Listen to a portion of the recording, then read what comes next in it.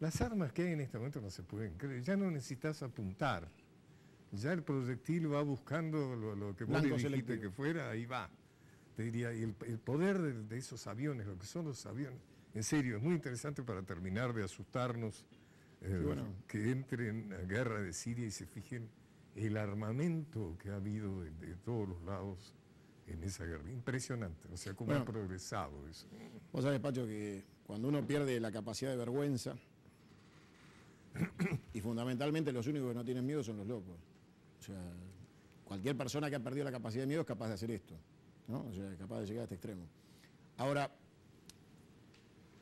la guerra nuclear, que parecía nada más que el final del libro del capítulo del Apocalipsis, el libro más leído del mundo, que es la Biblia, parecería no estar en la conciencia de los estadistas que deberían conducir las naciones, ¿no? O sea, es como que creen en un día después de la guerra.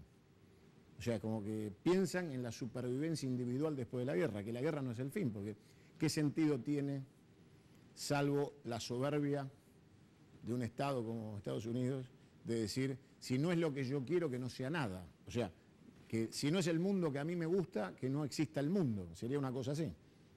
Y sería esa la síntesis de la psicología. O sea, te abordo otra faceta de Pacho Donel. O sea, ¿qué está pensando el loco que dice, como esto no me gusta a mí, destruyo todo? Sí, sí, sí, absolutamente.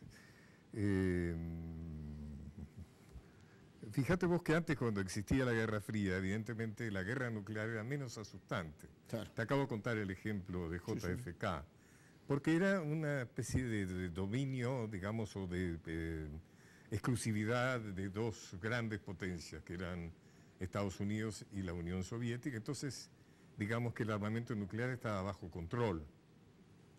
Fue claro en la guerra, en la crisis de los misiles. Ahora hay bombas nucleares por todos lados. O sea, inclusive la destrucción, digamos, la fragmentación del mundo comunista ha hecho que países increíbles como Uzbekistán tengan armamento nuclear, porque ahí estaba instalada una base y cuando se independizó, bueno, Uzbekistán tiene armamento nuclear. Entonces el control es muy complicado, es muy difícil, digamos, forma parte ya, fíjate, vos hace un tiempo alguien me decía, hablando de los BRICS, ¿no? Los países emergentes. Sí, sí. Entonces se hablaba, bueno, ¿no es cierto?, estaba Rusia, Sudáfrica, la India, etcétera, etcétera. Y yo dije Brasil, y me dice, no, Brasil no va a llegar a ser potencia porque no tiene la bomba, armamento nuclear. Para ser potencia en este momento hay que tener armamento nuclear. Y pisar el Consejo de Seguridad. Claro, sí, sí. Ahora, Pacho, la sociedad en general fue perdiendo todo tipo de límites y fue degradándose en la convivencia, casi caníbal la convivencia social urbana. O sea, el urbanismo se transformó primero en electrodependiente y después en caníbal. Entonces, es una sociedad complicada.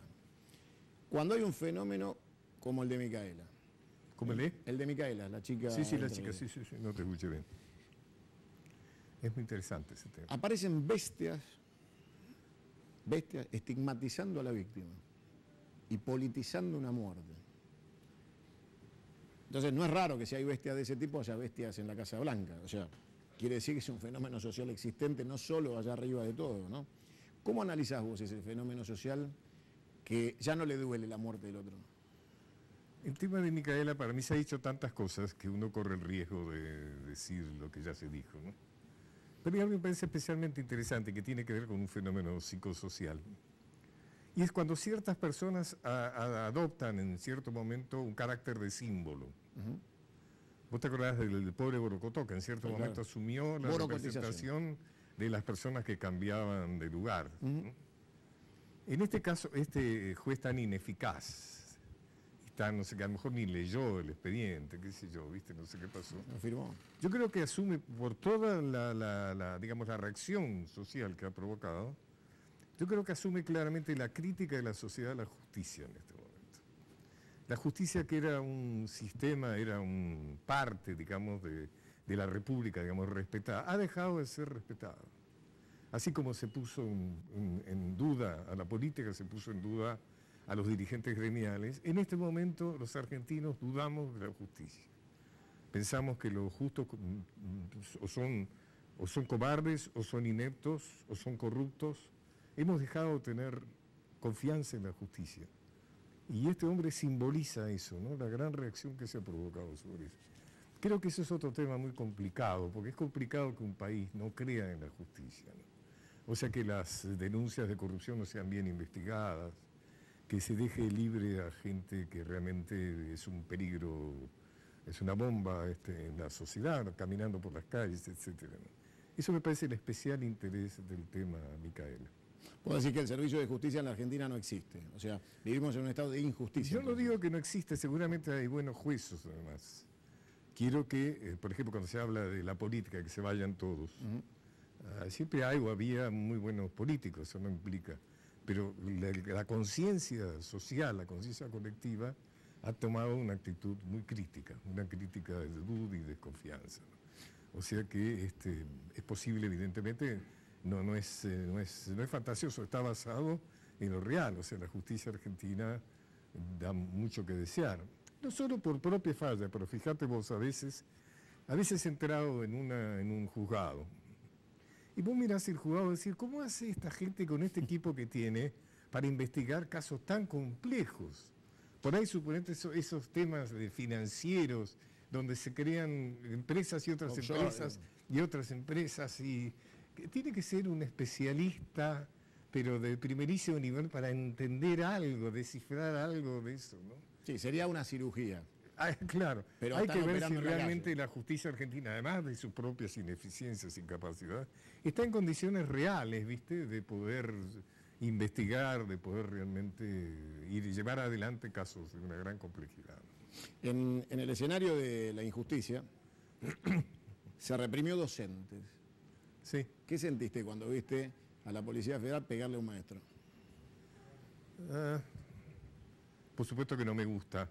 Creo que ahí habría que hacer alguna observación. Esto en líneas generales. Creo que las fuerzas del orden están para eso, para poner orden. O sea, y creo que la historia negra que tenemos nos ha hecho confundir lo que es poner orden con reprimir. Hay momentos en que la policía tiene que poner orden, suponete un desborde en una cancha de fútbol o qué sé yo. No es que reprime, habría que trabajar con mucho cuidado con esa palabra. Porque hay palabras, viste, que han sido muy deformadas.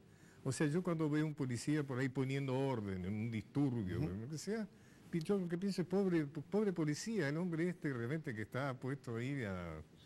O sea que en ese sentido. Ahora, en este caso especial, por supuesto, ver, digamos, apalear a maestros no es lo que más me gusta, ¿no es cierto? Está clarísimo. El fenómeno del pacto social que te decía, ¿vos crees que el pacto de convivencia social en la Argentina está vigente? O sea, que todos los sectores están alineados en esa convivencia, o vos crees que existe determinada ruptura? Porque hay sectores de la sociedad que parecen tener su propia religión, su propio idioma, o sea, sectores que se han marginalizado y que parecieran vivir al margen del resto de la sociedad, ¿no? Sectores que tienen adoración por San la Muerte o que militan la violencia del narcotráfico, y pareciera que esa sociedad son todas en paralelo, ¿no? O sea, como que todas las sociedades están en paralelo.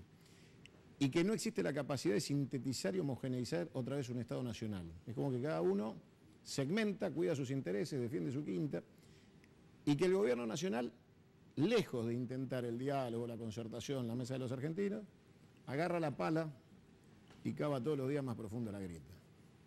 ¿Cómo ves eso?